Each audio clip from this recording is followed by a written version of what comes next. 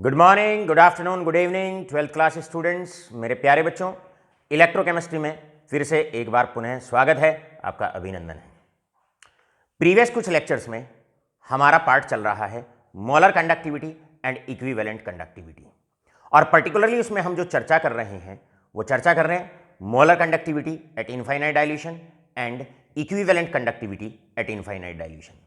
मतलब हम बात कर रहे हैं कोलरॉश लॉ की। प्रीवियस लेक्चर में आपको कोलरॉश लॉ बताया गया।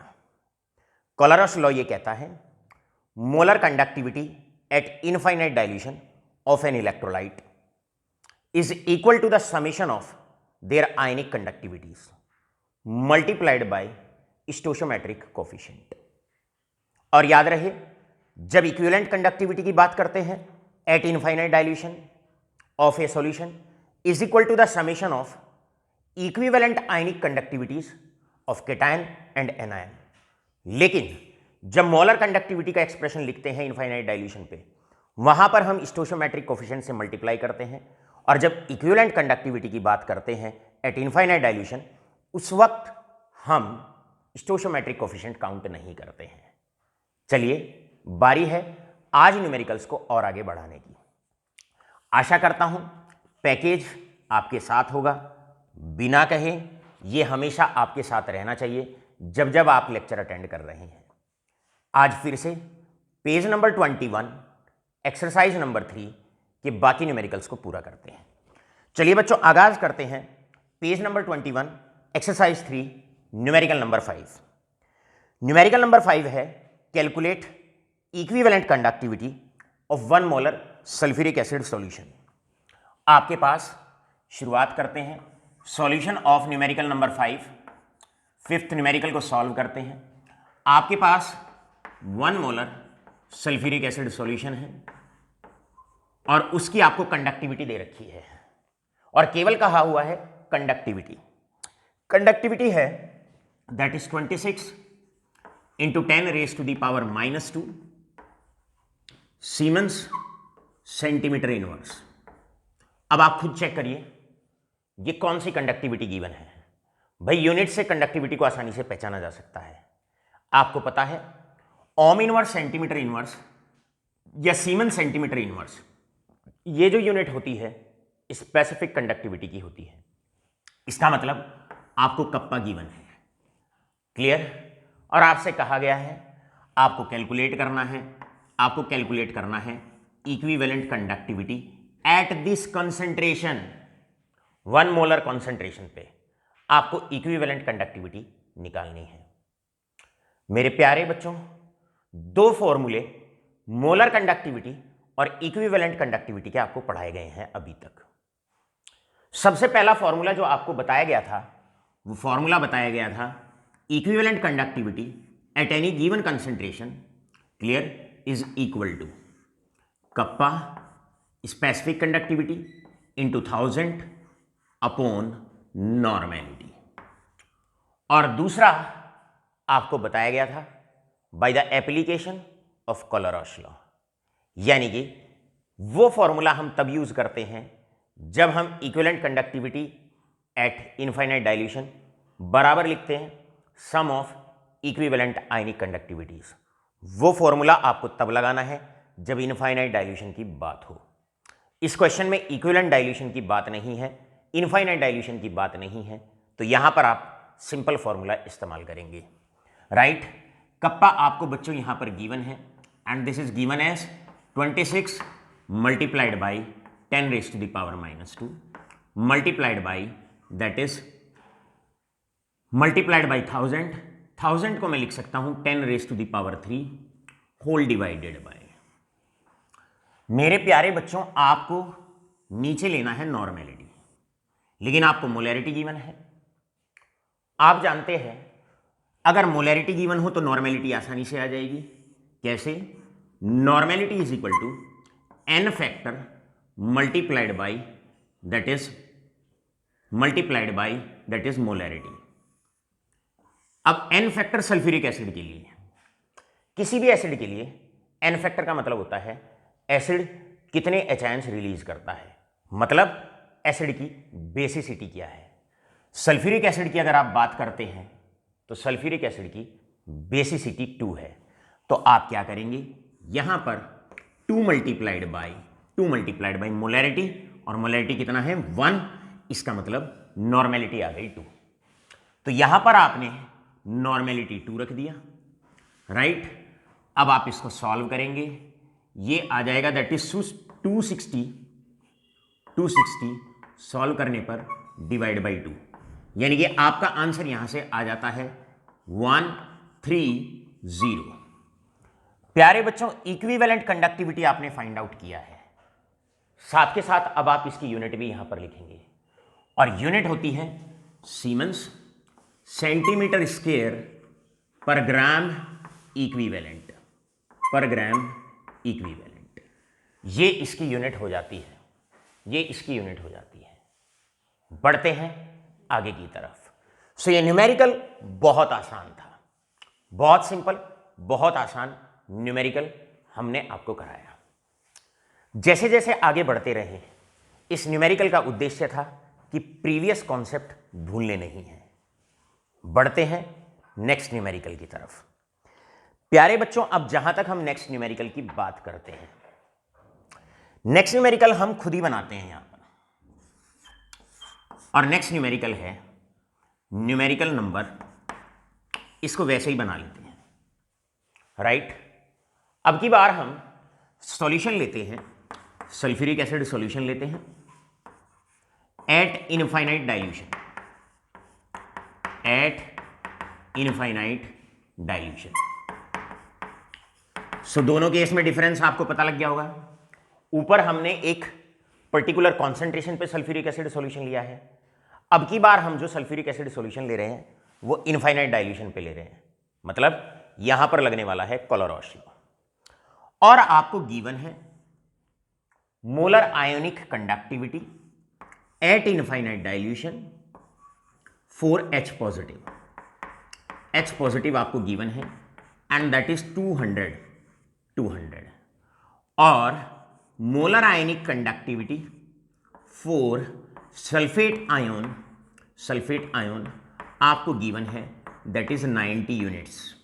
यूनिट अभी हमने नहीं लिखी, यूनिट आप खुद लिख सकते हैं, मोलर कंडक्टिविटी की यूनिट आप खुद लिख सकते हैं। क्लियर है?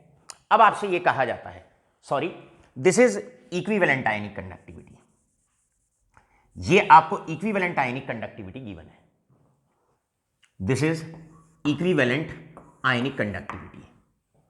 और अब आपसे क्वेश्चन में पूछा जाता है कि आप निकालिए that is equivalent conductivity at infinite dilution या एट जीरोथ कॉन्सेंट्रेशन आपको निकालना है, ये आपका क्वेश्चन है। हमने जो क्वेश्चन बनाया उसकी लैंग्वेज में एक बार बताता हूं आपको। सल्फ्यूरिक एसिड सॉल्यूशन लिया हुआ है इनफाइनाइट डाइल्यूशन पर, दिस इज द क्वेश्चन।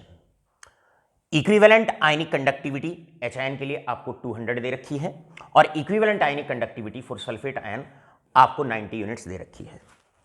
अब आपसे क्वेश्चन में पूछा जाता है कि भाई इक्विवेलेंट कंडक्टिविटी निकालिए एट इनफाइनाइट डाइल्यूशन। प्यारे बच्चों, जब जब बात हो इनफाइनाइट डाइल्यूशन की या जीरोथ कंसंट्रेशन की या लिमिटिंग कंडक्टिविटी की, लिमिटिंग इक्विवेलेंट कंडक्टिविटी या लिमिटिंग मोलर कंडक्टिविटी की, याद रखिएगा हमेशा क्वेश्चन जो सॉल्व होगा वो क्वेश्चन सॉल्व होगा आपका एप्लीकेशन ऑफ कोलोरोस लॉ से, राइट। अब सबसे पहले आप एक्सप्रेशन नोट डाउन करेंगे, और एक्सप्रेशन है इक्विवेलेंट कंडक्टिविटी के लिए at infinite dilution for sulphuric acid. आप जानते हैं equivalent conductivity at infinite dilution is equal to summation of, मतलब आपने सम करना है equivalent ionic conductivity for H ion and equivalent ionic conductivity for sulphate ion. आपने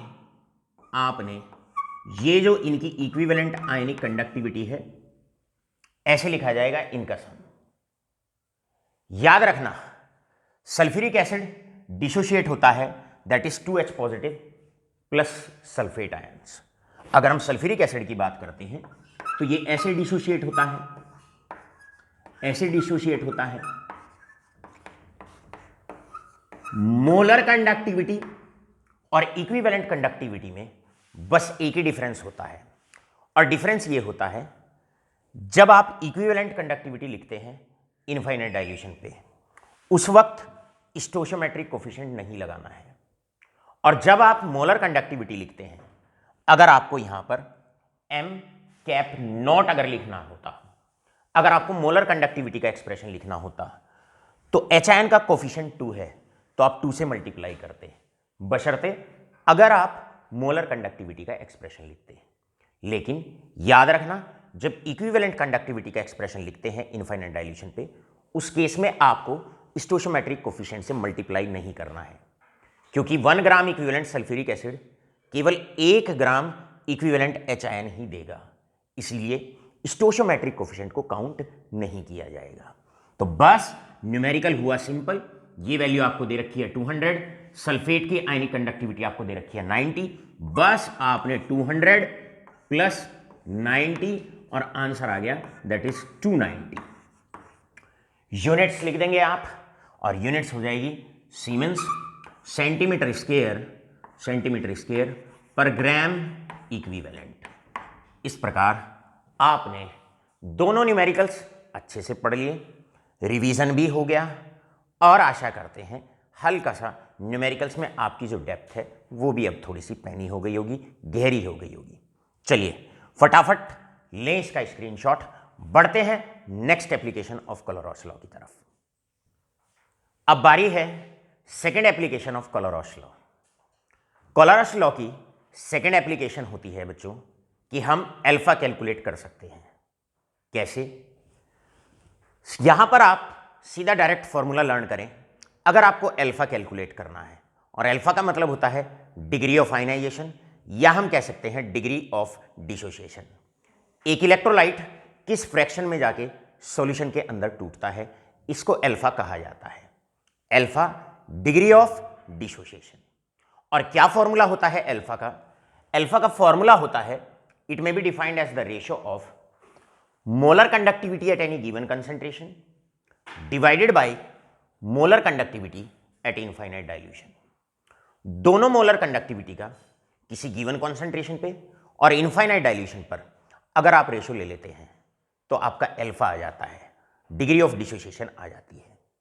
आइए चलते हैं इस पर बेस्ड न्यूमेरिकल की तरफ।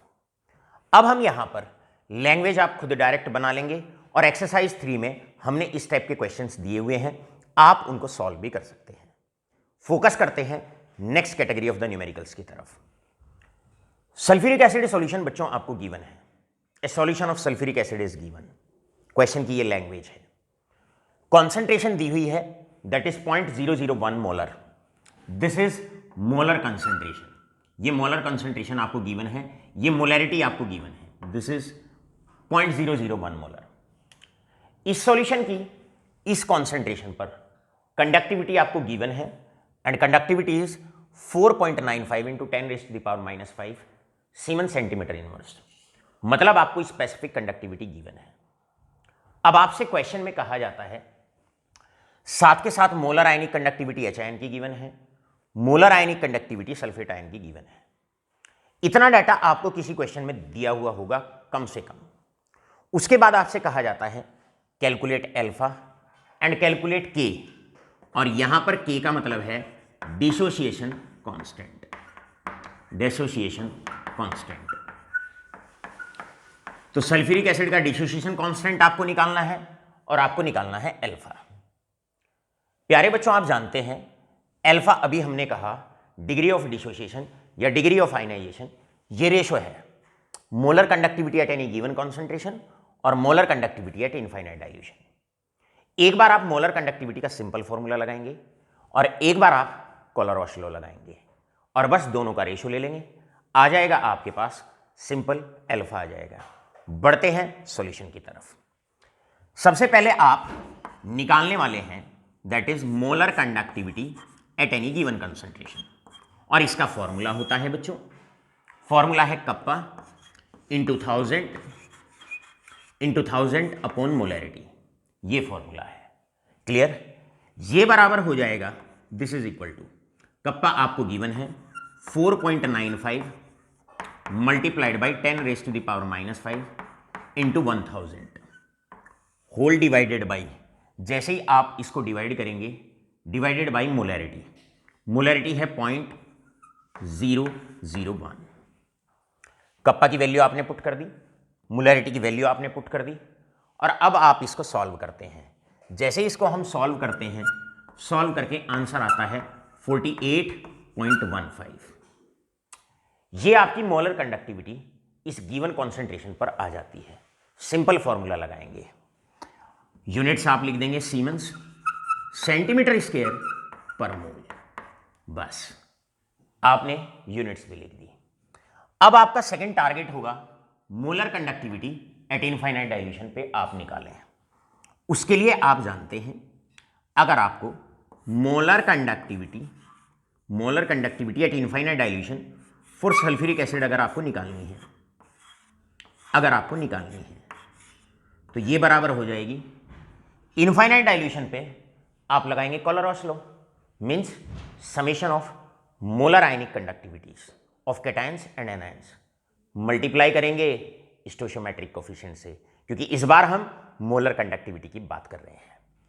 आप जानते हैं जब सल्फ्यूरिक एसिड डिसोशिएट होता है तो हमें 2 मोल एच आयन मिलेंगे और 1 मोल सल्फेट आयन।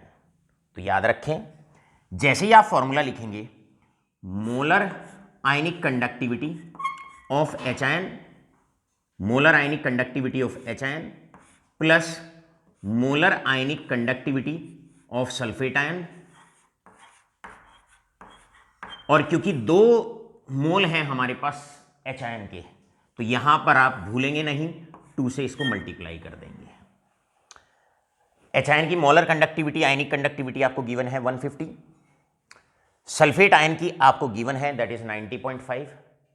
अब आप इसे सॉल्व करेंगे, वैल्यू पुट करेंगे, और जैसे ही वैल्यू पुट करेंगे आपका आंसर यहां से निकल के आएगा that is 390.5 siemens centimetre square पर मोल, सीमेंस सेंटीमीटर स्क्वायर पर मोल। अब बच्चों, आपको molar conductivity at any given concentration पता है, मोलर कंडक्टिविटी इनफाइनाइट डाइल्यूशन पे पता है, ये दोनों चीजें आपको पता चल गई हैं। अब आप आसानी से निकालेंगे अल्फा। बेटा अल्फा बराबर हो जाएगा, now alpha is equal to the ratio, मतलब अल्फा का मतलब है बच्चों degree of dissociation, degree of dissociation, right, degree of dissociation, ratio of molar conductivity at any given concentration, molar conductivity at infinite dilution. दोनों values आपको पता है, इसकी वैल्यू है 48.15 और इसकी वैल्यू है 390.5। आप इसको डिवाइड करेंगे, 48.15 डिवाइडेड बाई दैट इज 390.5। जैसे ही आप इसको कट करेंगे आंसर आएगा that is 0.1233। This is going to be the value of alpha, this is going to be the value of alpha. ये होती है second application of Kohlrausch law. मतलब आपने क्या किया, आपने मोलर कंडक्टिविटीज निकाल ली गिवन कॉन्सेंट्रेशन पे, इनफाइनाइट डाइल्यूशन पे, दोनों एप्लीकेशन लग गई। 2 ही फॉर्मूले आपको बताए गए हैं मोलर कंडक्टिविटी के, दोनों यहां पर लगा देंगे, रेशो ले लेंगे और आसानी से आपका निकल के आ जाएगा molar conductivity at infinite dilution. कितना निकल के आया बच्चों? 0.123। अब मेरे प्यारे बच्चों, आप जानते हैं, आपको पता है, जब जब आपको डिसोसिएशन कांस्टेंट निकालना होता है, 11th क्लास में बड़े सारे न्यूमेरिकल्स हमने आपको करा रखे हैं, तो आप उस केस में सीधा फॉर्मूला लगाने वाले हैं, dissociation constant K is equal to, this is dissociation constant, सीधा फॉर्मूला लर्न करें, and this is equal to C alpha square upon 1 minus alpha. ये डिसोसिएशन कांस्टेंट का सीधा सीधा फॉर्मूला होता है। कॉन्सेंट्रेशन आपको शुरू में गिवन है 0.001, अल्फा आपने अभी निकाला 0.123, क्लियर है? बस अल्फा आपको पता है, कॉन्सेंट्रेशन आपको पता है, और आसानी से आप निकाल लेंगे, वैल्यू निकाल लेंगे डिसोसिएशन कांस्टेंट की। इस प्रकार second application of Kohlrausch law ये भी हमने आपको करा दी। पहली एप्लीकेशन इनफाइनाइट डाइल्यूशन पर आप मोलर कंडक्टिविटी निकाल सकते हैं। दूसरी एप्लीकेशन आप डिग्री ऑफ डिसोसिएशन मतलब आप अल्फा या डिसोसिएशन कांस्टेंट भी आप इस लॉ की मदद से आसानी से निकाल सकते हैं। चलते हैं final application of Kohlrausch law की तरफ। लीजिएगा स्क्रीनशॉट। बारी है बच्चों final application of Kohlrausch law. Final application है कि हम सॉल्युबिलिटी भी कैलकुलेट कर सकते हैं। We can calculate the solubility of a sparingly soluble salt. अब स्पेरिंगली सॉल्युबल सॉल्ट और उसकी सॉल्युबिलिटी और उसका सॉल्युबिलिटी प्रोडक्ट आप 11th क्लास में ऑलरेडी पढ़ के आ चुके हैं। हल्का सा एक बार रिकैप करते हैं, ब्रीफिंग करते हैं। याद रखिएगा जो स्पेरिंगली सॉल्युबल सॉल्ट होते हैं, अगर उनकी सॉल्युबिलिटी आपको निकालनी है तो उसके लिए डायरेक्ट फॉर्मूला आप लर्न करें, और डायरेक्ट फॉर्मूला है molar conductivity at infinite dilution is equal to kappa multiplied by 1000 upon, यहां पर आप मोलैरिटी लिखते हैं, यहां पर आप कॉन्सेंट्रेशन लिखते हैं जनरली, अगर नॉर्मल फॉर्मूले की बात करें। क्लियर है? अब जो कॉन्सेंट्रेशन सॉल्यूशन के अंदर होती है किसी भी इलेक्ट्रोलाइट की, वही उसकी सॉल्युबिलिटी होती है। हम रिपीट करते हैं, जो कंसंट्रेशन सॉल्यूशन के अंदर होती है किसी भी इलेक्ट्रोलाइट की, किसी भी आयन की, वही उसकी सॉल्युबिलिटी होती है। तो बजाय आप यहां मोलैरिटी लिखने के सीधा आप एस लिख सकते हैं, और एस का मतलब है सॉल्युबिलिटी। एस का मतलब है सॉल्युबिलिटी। तो फॉर्मूले के अंदर दो छोटे छोटे से मॉडिफिकेशन हमने किए। पहला मॉडिफिकेशन क्या है, ध्यान से सुनिए, कि हमने molar conductivity at any given concentration यहां पर लिखना होता है, यहां पर आप उसको रिप्लेस करेंगे और molar conductivity at infinite dilution आप लिखेंगे। कप्पा इंटू 1000 अपॉन, यहां कॉन्सेंट्रेशन लिखनी होती है। इनफाइनाइट डाइल्यूशन पर जो भी कंसेंट्रेशन स्पेरिंगली सॉल्युबल सॉल्ट की प्रेजेंट होती है वही उसकी सॉल्युबिलिटी होती है। लिख दिया यहां पर एस। अब इस फॉर्मूले को आप इस्तेमाल करें और आप डायरेक्टली बिल्कुल एक लाइन में ही आंसर पा सकते हैं, solubility of a sparingly soluble salt. चलिए फाइनल न्यूमेरिकल की तरफ चलते हैं और उसके माध्यम से इसको जानने का प्रयास करते हैं। आपको न्यूमेरिकल गिवन है the conductivity of a saturated solution of AgCl is, इसका मतलब आपको कप्पा गिवन है and kappa is given as 13 into 10⁻⁻⁶ siemens centimetre inverse. बच्चों ये आपको गिवन है, आपको सॉल्युबिलिटी निकालनी है। You have to calculate solubility, और सॉल्युबिलिटी का फॉर्मूला अभी हमने बताया, molar conductivity at infinite dilution is equal to kappa into 1000 upon solubility. ये आपका यहां से फॉर्मूला है, right? This is the formula you are going to use. अब आपको कप्पा यहां पर गिवन है, सिल्वर आयन की molar ionic conductivity, chloride ion की मोलर आयनिक कंडक्टिविटी आपको गिवन है। यहां से आप मोलर कंडक्टिविटी निकाल लेंगे at infinite dilution for AgCl, और AgCl की मोलर आयनिक कंडक्टिविटी बच्चों किसके बराबर हो जाएगी? Molar ionic conductivity of silver ion plus molar ionic conductivity of chloride ion. इन दोनों को आप ऐड कर देंगे, molar ionic conductivity molar conductivity at infinite dilution AgCl की आ जाएगी। चलो भाई इनको ऐड करते हैं। ऐड करोगे, दोनों को आप ऐड कर दीजिए, इन दोनों को आप ऐड कर दीजिए, 138.2 आपका आंसर आ जाएगा। तो बस अब इस फॉर्मूले में कप्पा आपको गिवन है, मोलर कंडक्टिविटी इनफाइनाइट डाइल्यूशन पर आपको गिवन है, ये दोनों चीजें आपको गिवन है, और आप आसानी से यहां से कैलकुलेट कर लेंगे सॉल्युबिलिटी। आसानी से आप कैलकुलेट कर लेंगे सॉल्युबिलिटी। रखते हैं इन वैल्यूज को। This implies solubility is equal to that is kappa into 1000 upon that is molar conductivity at infinite dilution. बस वैल्यू रखते चले जाओ, 1.3 इंटू 10⁻⁻⁶ इंटू 10⁻³ इसको 10⁻³ लिख लेंगे, डिवाइडेड बाय 138.2। क्लियर है? हमेशा एक और बात आप ध्यान रखेंगे, और बात जो आपको ध्यान रखनी है वो ये बात ध्यान रखनी है, जब आप इसे सॉल्व करें, जब आप इसको सॉल्व करें, तो सॉल्व करने पर जब आप इसको सॉल्व करें, अब जब आप इसको सॉल्व करेंगे, जो भी आपका आंसर आता है, यहां पर आपका आंसर जो आता है that is 1.43 into 10⁻³ 11th class में आपको अच्छे से बताया हुआ होता है, सॉल्युबिलिटी की जो यूनिट होती है हमेशा ग्राम पर लीटर होती है, तो यूनिट लिखने में भी किसी तरह की गलती नहीं करनी है भाई, लिख देंगे unit, and unit is gram पर लीटर, ग्राम पर लीटर। इस प्रकार हमारे हर टाइप का न्यूमेरिकल कंडक्टिविटी को लेकर यहां आकर समाप्त हो जाता है। क्लियर? हमने कोलरॉश लॉ आपको पढ़ा दिया, हर टाइप का कंडक्टिविटी का न्यूमेरिकल आपको कवर अप करा दिया। अब हम चलते हैं आज के क्लोजिंग सेक्शन की तरफ।